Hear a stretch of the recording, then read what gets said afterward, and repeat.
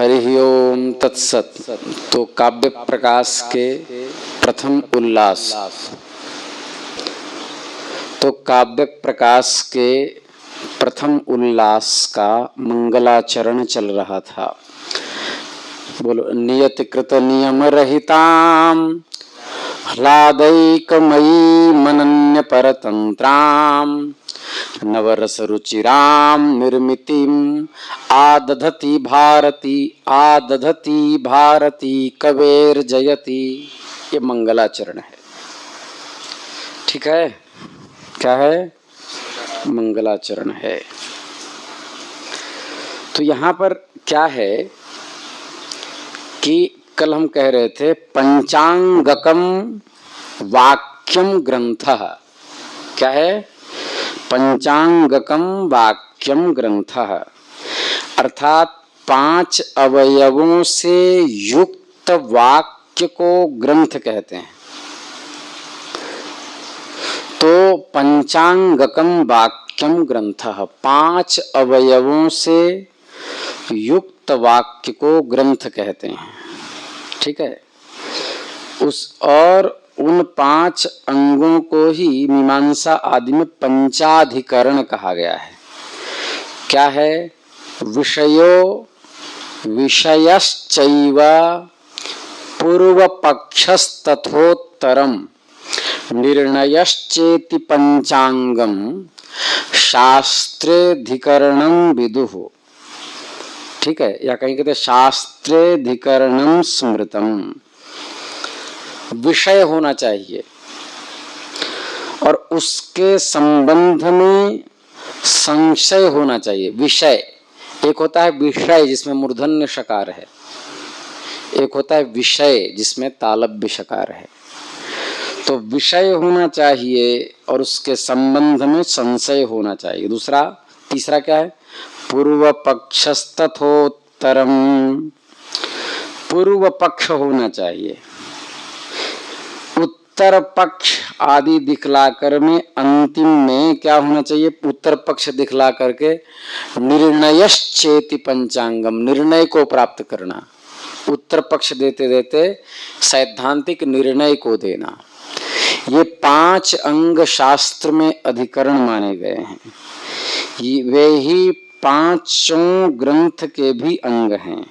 इसलिए कहा ग्रंथ का लक्षण पंचांगकम वाक्यम ग्रंथः, या पंचांगक वाक्यत्वम ग्रंथत्वम, ऐसा कर देंगे। ठीक है। हाँ, प्रत्येक शुभ कार्य प्रारंभ में भगवान का स्मरण करना यह सनातन की रीति रही है। ठीक है। इसलिए ग्रंथ के आरंभ में किसी न किसी रूप में अपने इष्ट देवता का स्मरण करने की परंपरा प्राक काल से चली आ रही है। समाप्ति कामो मंगलम आचरेत, विघ्न विघाताय कृतम मंगलम। इसको मंगलाचरण के नाम से जाना जाता है। ठीक है। मंगम लाति, मंगम तो शुभम, लाति इति मंगलम, मंगलाय आचरणम इति मंगलाचरणम। ठीक है। तो विघ्न विघाताय के लिए, विघ्न विघात के लिए, विघ्न के नाश के लिए मंगलाचरण किया जाता है। ठीक है, विघ्न विघात के लिए। तो ग्रंथारंभे तो पहले पढ़ा दिए थे, है ना। कह रहे नियत कृत नियम रहिताम। देखो,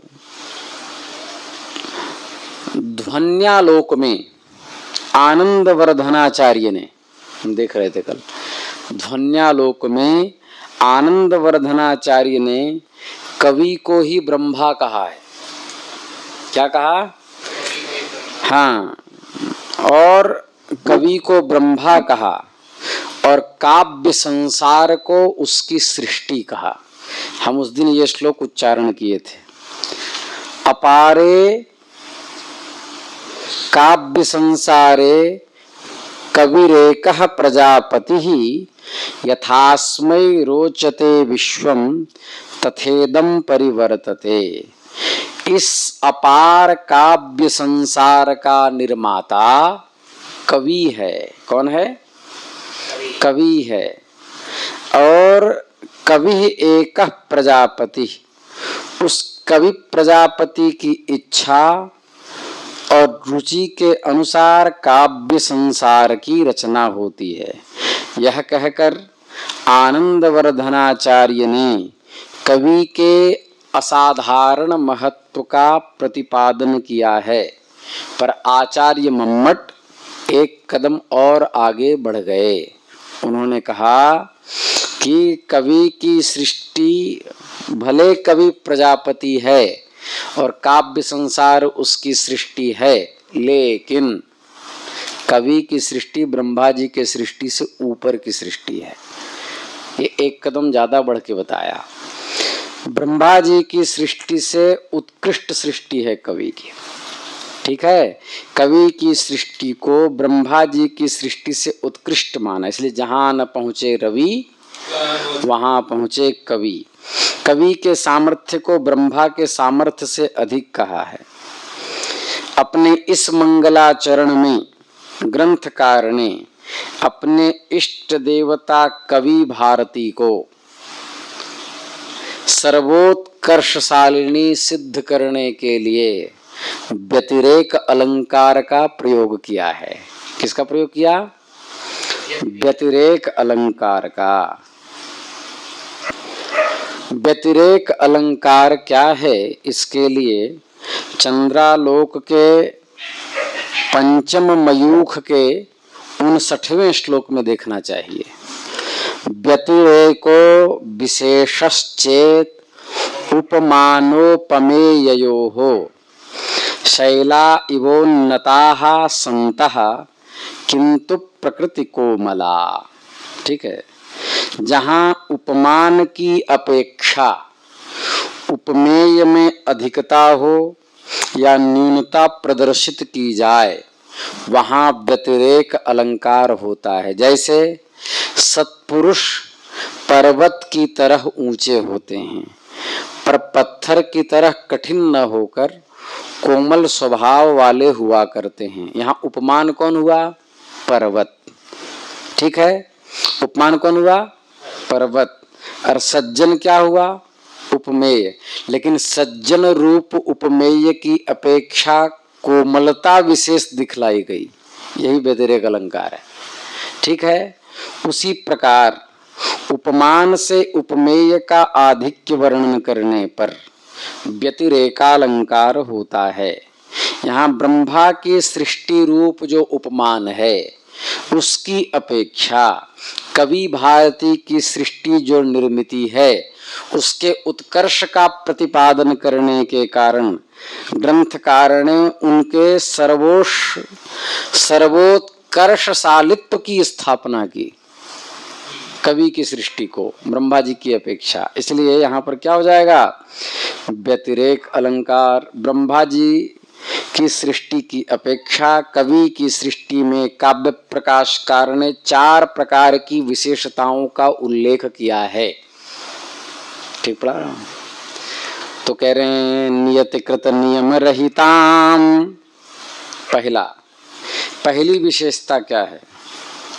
नियतिकृत नियम रहिताम,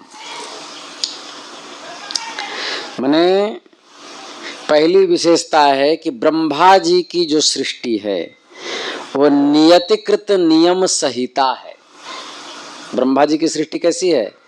नियतिकृत नियम संहिता। परंतु कवि की सृष्टि कैसी है? नियतिकृत नियम रहिता। नियति के शब्द के 2 अर्थ होते हैं। ठीक है, नियति शब्द के कितने अर्थ होंगे? 2 अर्थ होंगे। ठीक है, पहला अर्थ है नियम्यन्ते सौरभादयः धर्माः अनया इति नियतिः असाधारणः धर्मः पद्मत्वादि रूपः। जिसके द्वारा सौरभ, सुगंध आदि, सौरभ आदि धर्मों का नियंत्रण किया गया है। पुष्प में सुगंध, नारी में दुर्गंध आदि नियंत्रण किया गया है, उसे कहते हैं। जैसे पद्मत्वादि रूप असाधारण धर्म, ये नियति पद से कहे जाते हैं। मतलब यत्र यत्र पद्मत्वम तत्र तत्र सौरभ विशेषः, है ना। यत्र यत्र पद्मत्वम तत्र तत्र सौरभ विशेषः, ठीक है।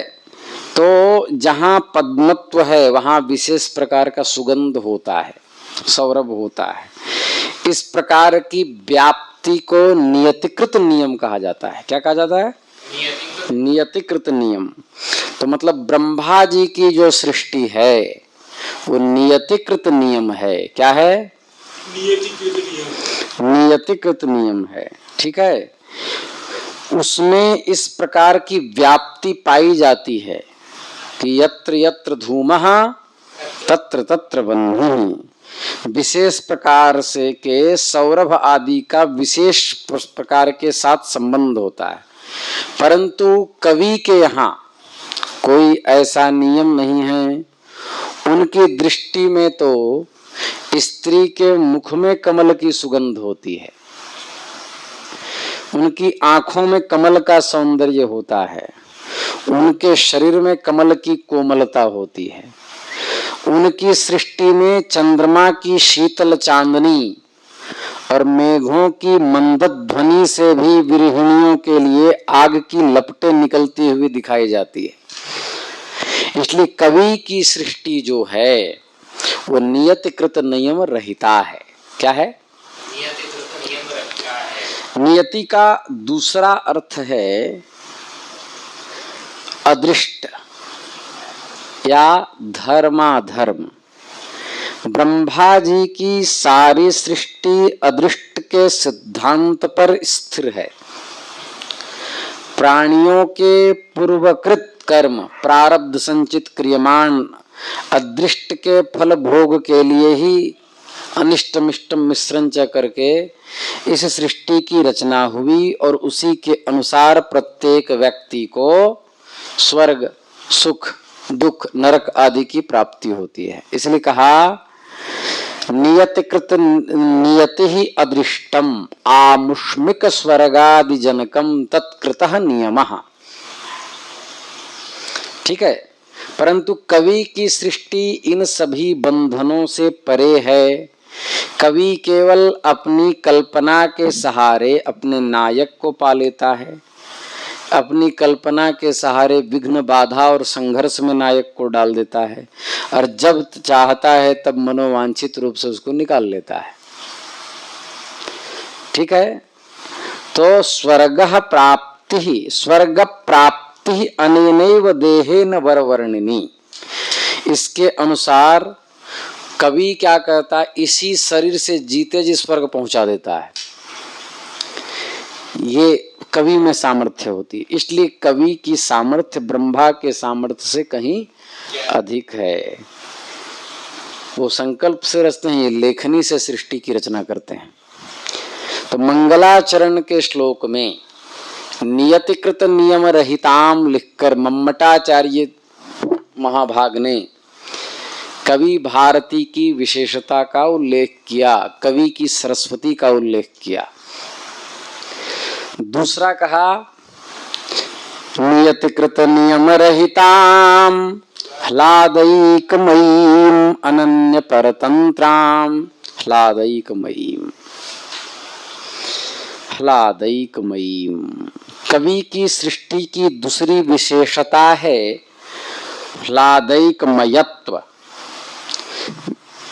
ब्रह्मा की सृष्टि में सुख और दुख दोनों का अस्तित्व है। कोई भी प्राणी इन द्वंद्वों से नहीं बच सकता। सांसारिक सुखों के साथ दुख का भी भोग अवश्यम भावी है।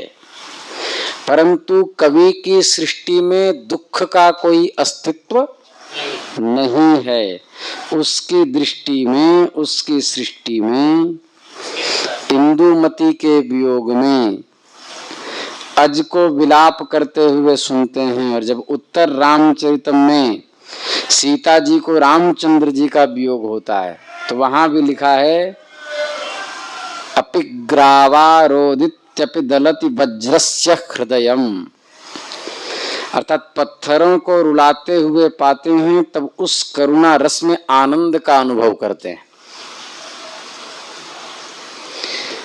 उस आनंदातिरेक से द्रवीभूत होकर नेत्रों की अश्रुधारा प्रवाहित होने लगी।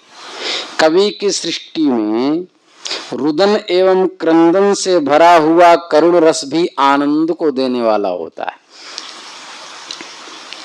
करुणादौ अपि रसे जायते यत् परम सुखम सचेतसाम अनुभव प्रमाणम तत्र केवलम। इसलिए कवि की जो सृष्टि है वो ह्लादैकमयी है, सुखमयी है। यहां पर हमने व्याकरण के प्रयोग आपको बताए थे। सुखमयी है, वामनी में लिखा है संख्या संख्येय ह्या द्वादशत्रिषु, अमरकोश में वचन है। इस वचन के अनुसार 12 तक संख्यावाचक शब्द संख्या के अतिरिक्त संख्येय वस्तु के वाचक भी होते हैं। संख्या है जिसकी, उसको भी 12 तक में कह दिया जाता है। संख्येय के भी वाचक होते हैं। संख्या अलग चीज है। संख्या मतलब काउंटिंग, संख्या है जिसकी उसको संख्येय कहेंगे। ठीक है, तो संख्येय के भी वाचक। इसलिए यहाँ एक शब्द जो है ह्लादैकमयी में, वह एक शब्द संख्यावाचक नहीं है, संख्येय वाचक है। उससे तत्प्रकृत वचने मयट, तो तत्प्रकृत वचने मयट सूत्र है। प्राचुर्येण प्रस्तुतम प्रकृतम तस्य वचनम प्रतिपादनम भावेधिकरणे वा ल्युट् आदे प्रकृतम अन्नम अन्नमयम अपूपमयः यवागुमयी द्वितीये अन्नमयो यज्ञः अपूपमयम परव। ऐसा वृत्ति है उसका। प्राचुर्य और अधिकता से युक्त वस्तु के वाचक प्रतिपादकों से स्वार्थ में या भाव और अधिकरण की वाच्यता में मयट प्रत्यय होता है। ठीक है, क्या होता है? मयट होता है। तो जैसे प्रकृत शब्द है, तो प्रकृत शब्द का अर्थ क्या है? प्रचुरता से प्रस्तुत। ठीक है, तो इसका जैसे अन्नमयम, प्राचुर्येण प्रस्तुतम अन्नम अन्नमयम, अन्न सु करके मयट प्रत्यय करके अन्नमय बन जाता है। ठीक है, उसी प्रकार यहां पर अर्थ करेंगे प्राच एकम मतलब वस्तु। यहां पर संख्या नहीं है, संख्यावाचक। एकम माने वस्तु। प्राचुर्येण प्रस्तुतम यस्याम सा एकमयी, इस अर्थ में मयट प्रत्यय होगा। क्या होगा? मयट प्रत्यय। एकम प्राचुर्येण प्रस्तुतम यस्याम, इस व्रत में एक शब्द से क्या प्रत्यय हुआ? मयट। और मयट में ट की क्या हो जाएगी? इत संज्ञा। सूत्र कौन सा? टिड्ढाणे द्वय, टित है ना, टिड्ढाणे द्वय सजदघ्नय मात्रस्तयप ठट्ठै कई क्वरपः, इस स्त्री प्रत्यय प्रकरण के सूत्र से नी प्रत्यय होकर एकमयी शब्द बनेगा। क्या बनेगा? एकमयी। एक वस्तु जिसमें प्रचुरता से प्रस्तुत है उसे एकमयी कहा जाता है। वो वस्तु क्या है? ह्लादेन एकमयी, ह्लादैकमयी। ठीक है, मतलब ह्लादैकमयी यह पद सिद्ध होता है, मतलब आनंद मात्र परिच्छिन्न रूपा, ऐसा अर्थ करेंगे। माने एक केवल सुख ही है, इसमें दुख है ही नहीं। प्रचुर मात्रा में एक क्या है? केवल सुख है। यहाँ पर एक प्रश्न किया था हमने कि ह्लाद शब्द का एक शब्द के साथ कर्मधारय करके ह्लादश्चासौ एकः ह्लादैकः पद बनाकर उससे मयट प्रत्यय करेंगे तो क्या होगा? करना चाहिए कि नहीं? तो तो नहीं हो सकता, क्योंकि क्या होगा कि एकश्चासौ ह्लादः या ह्लादश्चासौ एकः करेंगे तो उस दशा में पूर्व कालैक सर्वजरत पुराण नव केवलाः समानाधिकरणेन, ठीक है। क्या है? पूर्व कालैक, पूर्व कालवाची, एक, सर्व, जरत, नव और केवल, इन प्रकृतियों से युक्त सुबंतों का समानाधिकरण वाले समर्थ सुबंतों के साथ विकल्प से समास होगा और वह समास तत्पुरुष समास होगा, ठीक है। तो अब क्या होगा, इसमें दिक्कत क्या आएगी? ऐसा करने पर एक दिक्कत आएगी। बोले क्या? तो जैसे एक शब्द क्या है, एक शब्द की उपसर्जन संज्ञा होने लगेगी, नहीं मतलब एक शब्द जो है वो प्रथमा निर्दिष्ट है, तो प्रथमा निर्दिष्ट होने से क्या होगा? उपसर्जन संज्ञा होगी, और उपसर्जन संज्ञा होने से एक शब्द का पूर्व प्रयोग होने लगेगा। क्या होने लगेगा? पूर्व प्रयोग, तो एक ह्लादः बनने लगेगा, ह्लादैक नहीं बनेगा, ठीक है। जैसे ह्लादश्चासो एका करें या एकश्चासो ह्लादः करें, पूर्व कालिक क्या है? पूर्व कालिक, पूर्व काल और एक शब्द का पूर्व, या वहां पर प्रथमा निर्दिष्ट है, तो प्रथमा निर्दिष्टम समास उपसर्जनम से प्रथमा निर्दिष्टत्वात् एक की उपसर्जन संज्ञा, उपसर्जनम पूर्वम से पूर्व प्रयोग होने लगेगा, तो पूर्व निपात अनिवार्य होने के कारण एकश्चासो ह्लादः इति एक ह्लादः रूप बनेगा, ह्लादैकः रूप नहीं बन पाएगा। इसलिए इस प्रकार समास न करके पूर्वोक्त रीति से संख्येय वाचक मानकर एक शब्द को वस्तुवाचक मान करके प्राचुर्यार्थ में, ठीक है, प्राचुर्यार्थ में या जो महाभाष्य के प्रदीपकार महर्षि कैयट हैं उनके अनुसार स्वार्थ में मयट प्रत्यय करके एकमयी शब्द बना लेने के बाद उसका तृतीयांत ह्लाद के साथ समास कर देंगे, ह्लादेन एकमयी इति ह्लादैकमयी, जिसका अर्थ होगा आनंद मात्र स्वभावा भारती, ठीक है। तो इससे क्या होगा कि ब्रह्मा की सृष्टि सांख्य तत्व में जो निर्दिष्ट है, सुख दुख मोह स्वभाव वाली सृष्टि होती है, उसकी अपेक्षा कवि की सृष्टि में आनंद मात्र स्वभावत्व दिखलाकर ग्रंथकार ने कवि सृष्टि के दूसरे उत्कर्ष का प्रतिपादन किया, नियतिकृत नियम रहिताम और ह्लादैकमयीम। फिर तीसरा आया अनन्य परतंत्राम, अनन्य परतंत्राम, ठीक है। परतंत्र जो है ना, उसका क्या अर्थ होगा? पराधीन अर्थ नहीं लेना, केवल अधीन अर्थ लेना, ठीक है। परतंत्र शब्द केवल अधीन अर्थ का भी वाचक माना गया है। परतंत्र पराधीन, परवान नाथवानपि अधीनो निघ्न आयातो स्वच्छंदो गृह्यकोप्यसौ। कवि की सृष्टि में तीसरी विशेषता मम्मट ने दी अनन्य परतंत्राम, इस पद से प्रदर्शित की है। ब्रह्मा की सृष्टि प्रकृति तथा कल हमने बताया था समवायी असमवायी और निमित्त कारण आदि के बिना संभव नहीं है, ठीक है। परंतु कवि की सृष्टि अपने प्रतिभा के अतिरिक्त यहाँ किसी न समवायी कारण की आवश्यकता है, न असमवायी कारण की आवश्यकता है, न निमित्त कारण की आवश्यकता है, केवल कवि की प्रतिभा से ही हो जाती है, वह किसी दूसरे के अधीन नहीं है। इसीलिए उसको क्या कहा? अनन्य परतंत्राम, अन्यस्य भारती भिन्नस्य समवाय समवाय निमित्त रूप कारणस्य परतंत्रा अधीना न भवति ताम अनन्य परतंत्राम, ठीक है। अनन्य परतंत्राम, क्योंकि अनन्य अनन्य अनन्याधीनताम। ठीक है, समझ में आया? तो ये किसी के परतंत्र नहीं है, कवि के प्रतिभा के बल पे चलती है। ठीक है। चौथा आया नवरस रुचिराम, ब्रह्मा जी की सृष्टि में और इनमें विशेषता दिखलाई। ब्रह्मा की सृष्टि में 6 प्रकार के रस होते हैं। मधुराम्ल लवण कटु कषाय तिक्त भेदात षड्विधः। मधुर, अम्ल, लवण, कटु, कषाय और तीखा। ठीक है, 6 प्रकार के रस हैं।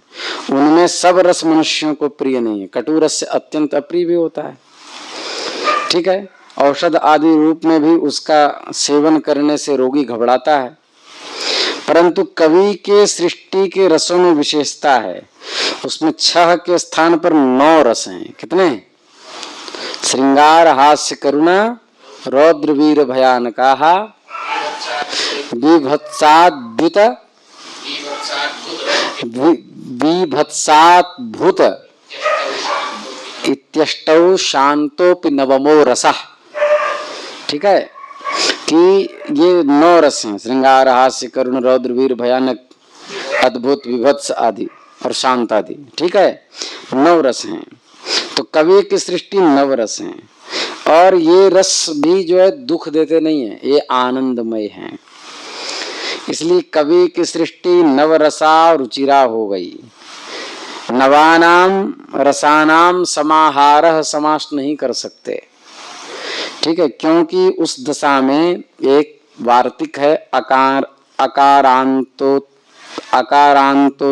पदो दिगुः स्त्रियाम इष्टः। ठीक है, इस महाभाष्य के वचन के अनुसार वो स्त्रीलिंग में इष्ट है, मतलब त्रिलोकी पंचमूली की तरह नवरसी बनने लगेगा। ठीक है, अकारांतोत्तर पदो द्विगुः स्त्रियाम इष्टः। जिस द्विगु समास में उत्तर पद अकारांत हो वह समस्त शब्द स्त्रीलिंग में ही इष्ट है। यह वार्तिक स नपुंसकम से प्राप्त नपुंसकता का अपवाद है। तो जैसे नवानाम रसानाम समाहारः, तो नवधन आम, रसधन आम अलौकिक विग्रह में तद्धितार्थोत्तर पद समाहारे च। इस सूत्र से समाहार वाच्यता में समास होने पर प्रातिपदिक संज्ञा करेंगे और प्रातिपदिकत्वात् सुपोधातु प्रातिपदिकयोः से आम आम का लुक कर देंगे। ठीक है, तो क्या बनेगा? नव रस बनेगा ना। अब नव रस शब्द जब बनेगा तो स नपुंसकम से यहाँ नपुंसक लिंग प्राप्त था नवरसम, उसे बाध कर नवरस में सकारोत्तरवर्ती अकार होने से अकारांतोत्तर पद दुगुः स्त्रियाम इष्ट से स्त्रीलिंग का विधान हो जाएगा। और यहाँ अकारांत उत्तर पद क्या है? रस शब्द है। तो रस शब्द होने से क्या हो जाएगा? स्त्रीत्व की व्याख्या में यहाँ पर द्विगो हो सूत्र से नी प्रत्यय होकर और गी प्रत्यय होकर क्या हो जाएगा? यस्येति च सूत्र से ईकारे तद्धिते च परे भस्ये वर्णावर्णयोर लोप। तद्धिताहा का अधिकार है, नीप को तद्धित मान करके क्या कर देंगे? नवरस के सकारोत्तरवर्ती अकार का लोप करके नवरसी बना देंगे। अब व्याकरण हमारा उत्पन्न हो रहा है ना तगड़ा। तो क्या बना देंगे? इसमें लिखा नहीं है, उसे नवरसी नहीं बनाया है, तो नवरसी बन गया। क्या बन जाएगा? नवरसी। तो इस प्रकार का प्रयोग प्राप्त होगा। इसलिए समाहार द्विगु समास न करके हमको नव का भी क्या अर्थ करना पड़ेगा? नव संख्या का रसाहा यस्याम, ये सब बहुव्रीहि करेंगे। सा नव रसा, इस प्रकार बहुव्रीहि समास करने के बाद फिर नवरसा चासव रुचिरा इति नवरस रुचिरा, ऐसा कर्मधारय समास करके इस पद को बनाना चाहिए। ठीक है। या दूसरा है नव अवयवश्चासौ रसश्च इति नवरसः, और वहां पर अवयव पद का लोप शाक पार्थिवादी नाम सिद्धय उत्तर पद लोपस्योपसंख्यानम से करने के बाद रुचिर के साथ समास कर देंगे। ठीक है। नवरसाश नवरसाश्च अदह रुचिरा, या नवरसा रुचिरा बन जाएगा ऐसे करके, कर्मधारय समास करके। नवरसा का रुचिरा के साथ क्या कर देंगे, समास कर देंगे, इस प्रकार बनेगा। तो नवानाम रसानाम समाहारः करना ठीक नहीं है। इस प्रकार ब्रह्मा की सृष्टि की अपेक्षा कवि भारती की रचना में 4 महत्वपूर्ण विशेषताएं आती हैं। कौन कौन? नियतिकृत नियम रहिताम, ह्लादैकमयीम, अनन्य परतंत्राम, नवरस रुचिराम। ठीक है, उसी को कहा कि नियति के द्वारा उत्पन्न किए गए बंधनों से रहित जो है, जो केवल आह्लादमयी है, अपने से अतिरिक्त अन्य किसी का आलंबन नहीं करने वाले, अनन्य परतंत्रा है, किसी के अधीन नहीं है, और नव रसों के कारण आकर्षक लगने वाली है, ऐसा निर्मितिम, ऐसा सृष्टि का निर्माण करने वाली कवि की भारती, कवि की सरस्वती जय को प्राप्त होवे, ये अर्थ है। ठीक है, इसी को कहा नियति शक्त्या। अब यहां देखो क्या कहा, नियति शक्त्या, नियत रूपा, सुख दुख मोह स्वभावा, परमाण्वाद्युपादान कर्मादि सहकारी कारण परतंत्रा षड्रसाः न च हृद्यैव तैः तादृशी ब्राह्मणो निर्मितिं निर्माणम् एतद्विलक्षणात् कविवाङ् निर्मितिः अतएव जयति, जयत्यर्थेन च नमस्कारः आक्षिप्यते इति तां प्रत्यस्मि प्रणत इति लभ्यते। बाप रे बाप। हाँ, कह रहे हैं ब्रह्मा की सृष्टि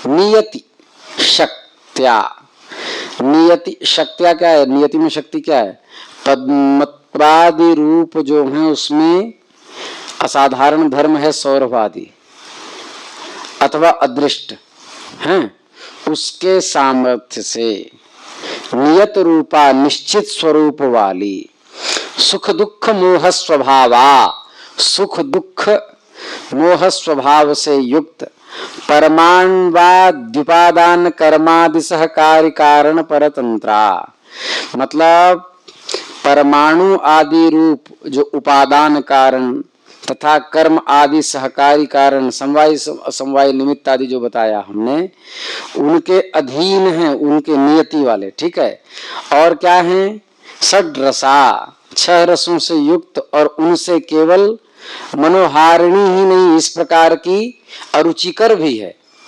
ब्रह्मा जी की सृष्टि सुख दुख मोह स्वभाव है ना उसमें, तो ऐसी ब्रह्मा जी की सृष्टि है। लेकिन कवि की सृष्टि कैसी है, एतद विलक्षणा तो कवि वांग निर्मिते। कैसे विलक्षणा क्या है, तो नियतिकृत नियम रहिता, ह्लादैकमयी, अनन्य परतंत्रा और नवरस रुचिरात्वात्। इसलिए कवि की भारती सर्वोत्कृष्ट है। जय क्रिया के अर्थ से जयकार करने वाले उसके प्रति नमस्कार आक्षिप्त है, मतलब ऐसी सरस्वती को नमस्कार करता हूं। कल बताएंगे कि ये जो श्लोक है ये आर्या छंद में है। आर्या छंद के लक्षण, यस्याह प्रथमे पादे 12 मात्रस्तथा तृतीयेपि 18 द्वितीय चतुर्थ के 15 सा आर्या, इसको हम कल घटाएंगे। ठीक है।